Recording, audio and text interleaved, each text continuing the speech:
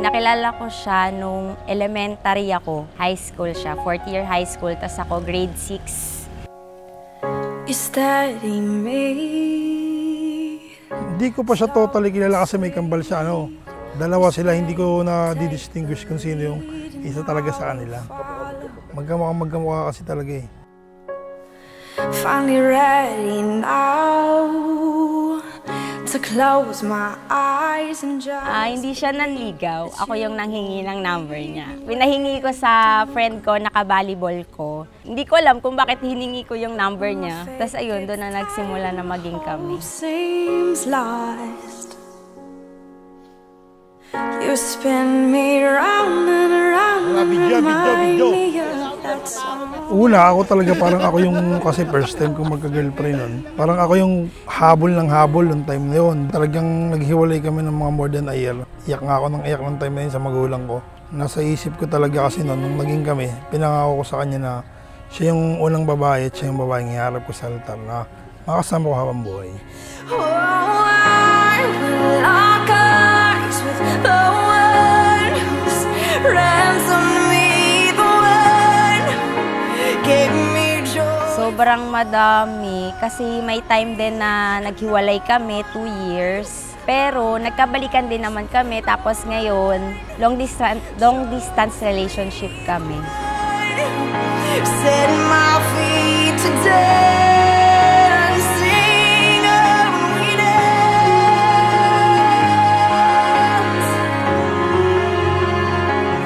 Oh, we dance.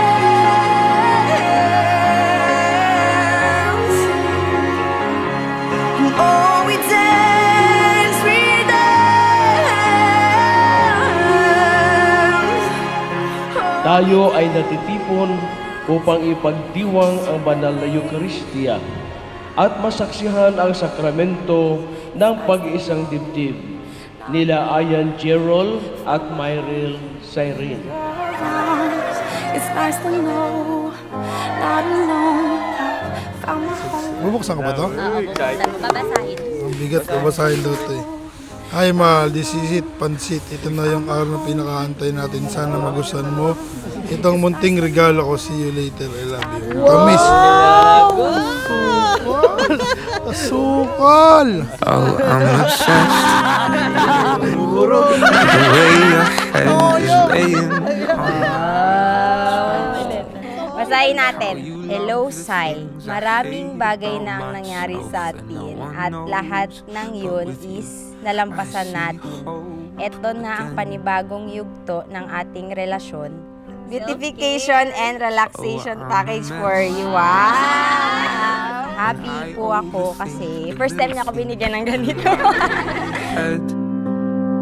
You seem to always help me catch my breath, but then I lose it again. Ayan, bukal ba sa loob ang iyong pagparito upang makaisang dibdib si Mariel na iyong pagkamamahalin at paglilingkuran ng abang buhay?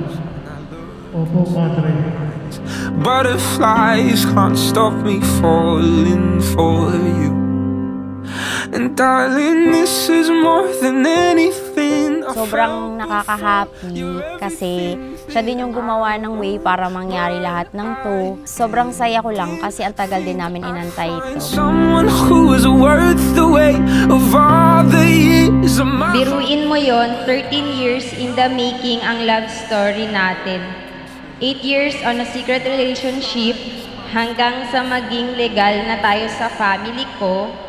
And now, on our 5th year of being in a long-distance relationship, ikaw pa din yung lalaking nakilala ko noon na mabait, masipag, matyaga, very family-oriented, at may takot sa Diyos. Of all the years of my heartbreak, but I know now I've found the one I love.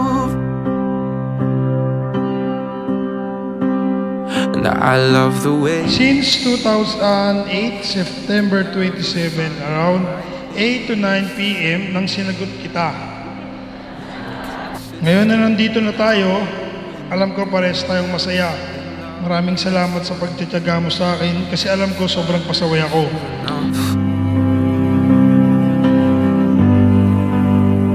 And why do I get so nervous when I look into your eyes? And butterflies can't stop me falling for you. And darling, this is more than anything I felt before. You're everything that I want, but I didn't think I'd find someone who was worth the wait of all the years of my heartbreak. But I know now I've found the one. Come close, let me be home for. Thank you for always reassuring me that things will gonna be okay. For always reminding me kung gaano mo ako kamahal simula nung unang maging tayo hanggang ngayon na ikinasal na tayo. Anything good or bad, I know it's worth it. Araw-araw kitang mamahalin, papasayahin, papatawanin, papatawarin, lalambingin, aasikasuhin at iintindihin.